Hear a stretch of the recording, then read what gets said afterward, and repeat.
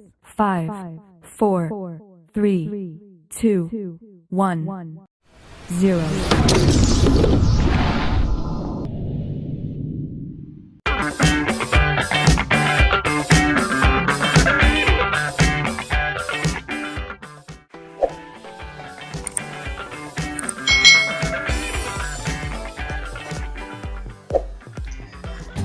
Hai, selamat datang di channel YouTube Kak Citra.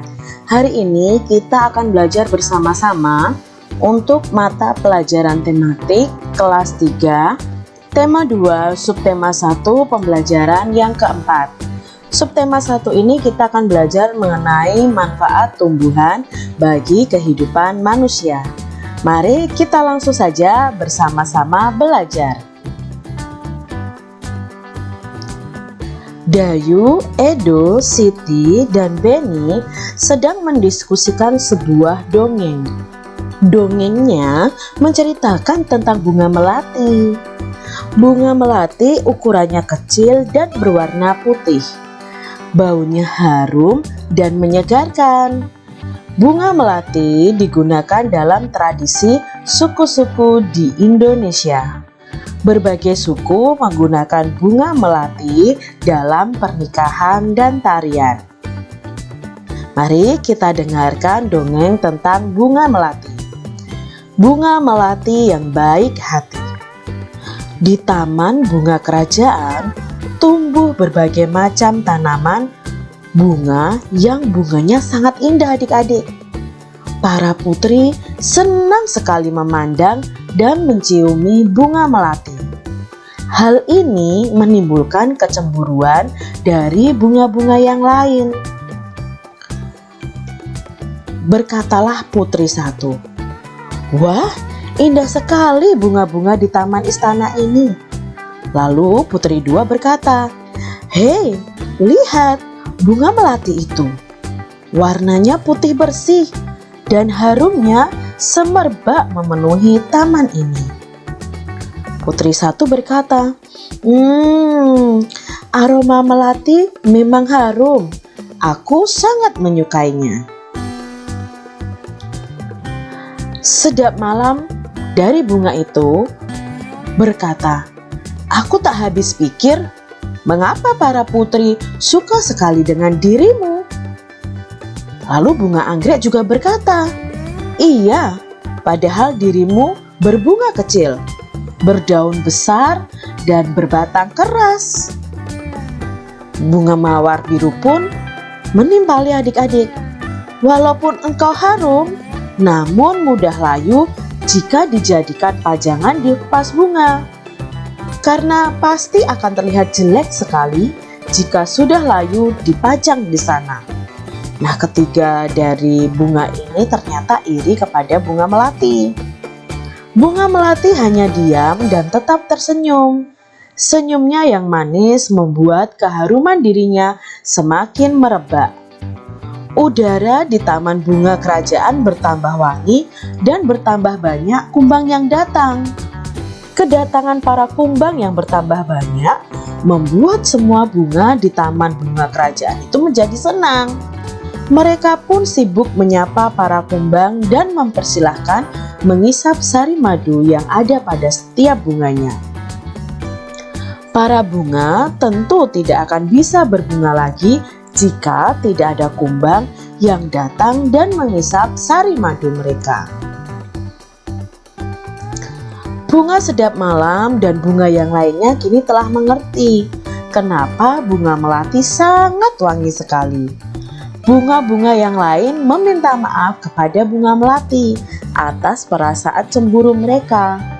Kini mereka mengakui bahwa keberadaan bunga melati itu justru harus disyukuri.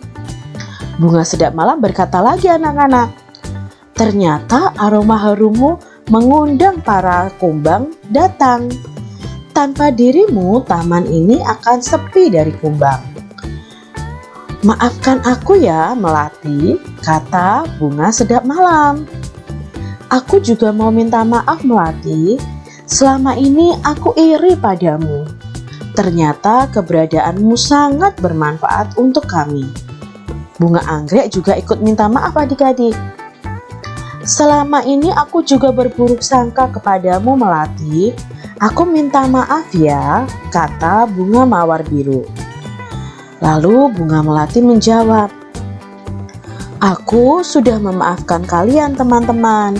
Sekarang kita bisa berteman tanpa ada prasangka buruk. Dongeng ini diadaptasi dari dongenganak.net. Nah, dari dongeng ini adik-adik kita tahu bahwa bunga-bunga tadi iri terhadap bunga melati yang harumnya wangi sekali. Ternyata bunga melati sendiri memiliki kelebihan. Dengan wanginya itu mengundang kumbang-kumbang untuk datang, karena kumbang-kumbang itu juga membantu tanaman untuk melakukan penyerbukan. Jadi kalau kita belajar dalam perkembangbiakan tumbuhan itu ada juga bantuan dari hewan untuk penyerbukan pada bunga. Sebutkan 4 tokoh yang ada dalam dongeng tadi dan karakter atau sifatnya. Nah, di sini Kak Citra akan sebutkan beberapa karakter yang ada dalam dongeng tadi dan kita cari tahu bagaimana sih sifat atau karakter dari masing-masing tokoh itu. Ingat ya adik-adik bahwa dongeng itu cerita yang berdasarkan khayalannya, tidak berdasarkan dengan kenyataannya. Kenyataannya bunga tidak bisa berbicara adik-adik. Kalau dalam dongeng seakan-akan bisa berbicara. Kita lihat karakter yang pertama yaitu Putri 1 dan 2. Nah, Putri 1 dan 2 ini karakternya itu suka memuji. Kalau dalam bacaan tadi ya. Lalu ada Bunga Sedap Malam. Bagaimana karakter Bunga Sedap Malam? Bunga Sedap Malam ini iri hati, suka mengejek, berprasangka buruk, tetapi di akhirnya tadi berani mengakui kesalahan. Bunga anggrek ini juga karakter dan sifatnya sama dengan Bunga Sedap Malam ya, iri hati, suka mengejek, berani mengakui kesalahan, dan suka berprasangka buruk kepada bunga melati. Lalu ada bunga mawar biru. Nah, ini juga sama. Bunga mawar biru ini sifatnya iri hati, suka mengejek, berprasangka buruk, dan akhirnya berani mengakui kesalahan. Lalu ada satu lagi yaitu bunga melati. Nah, bunga melati di sini dia tidak mau membalas kejahatan, tidak mau membalas ejekan dari teman-temannya. Dia itu pemaaf dan tidak iri kepada teman-temannya. Jadi adik-adik, dari dongeng tadi ada pesan untuk kita.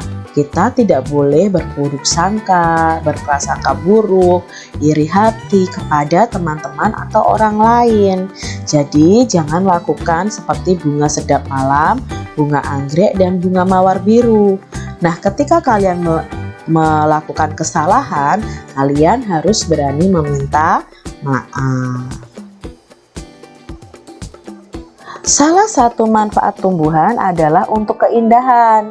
Di rumah Dayu banyak bunga yang ditanam dalam pot.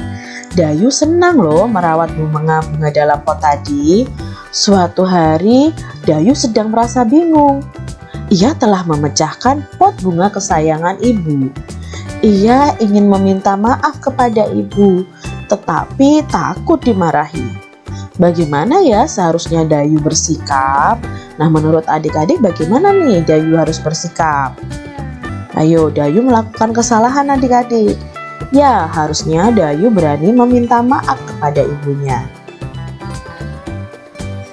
Pernahkah kamu melakukan kesalahan adik-adik? Pasti pernah ya, semua orang pernah melakukan kesalahan. Apa yang kamu lakukan setelah melakukan kesalahan?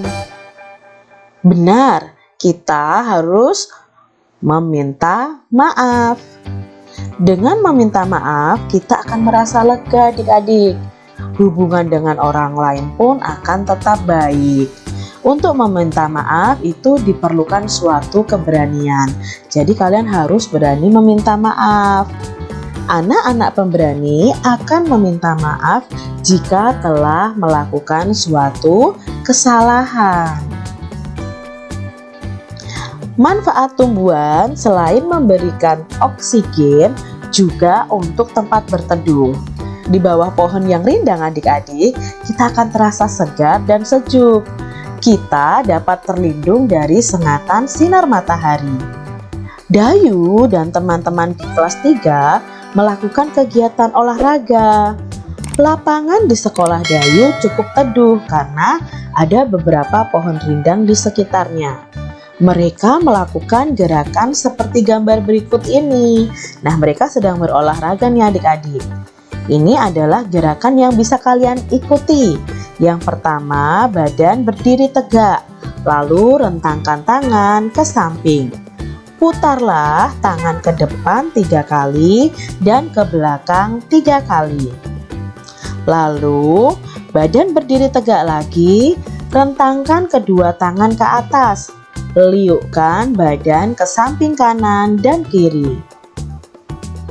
Liukkan badan ke kanan atas dan liukkan badan ke kiri atas. Setelah itu, liukkan badan ke atas atau melentingkan badan. Nah, ini adalah kegiatan olahraga yang dilakukan Dayu dan teman-temannya. Adik-adik bisa praktekkan ya dari gambar ini. Demikian tadi adik-adik pembahasan kita di tematik kelas 3, tema 2, subtema 1, pembelajaran 4. Semoga video pembelajaran kali ini bermanfaat untuk adik-adik semuanya. Sampai jumpa kembali di video pembelajaran selanjutnya.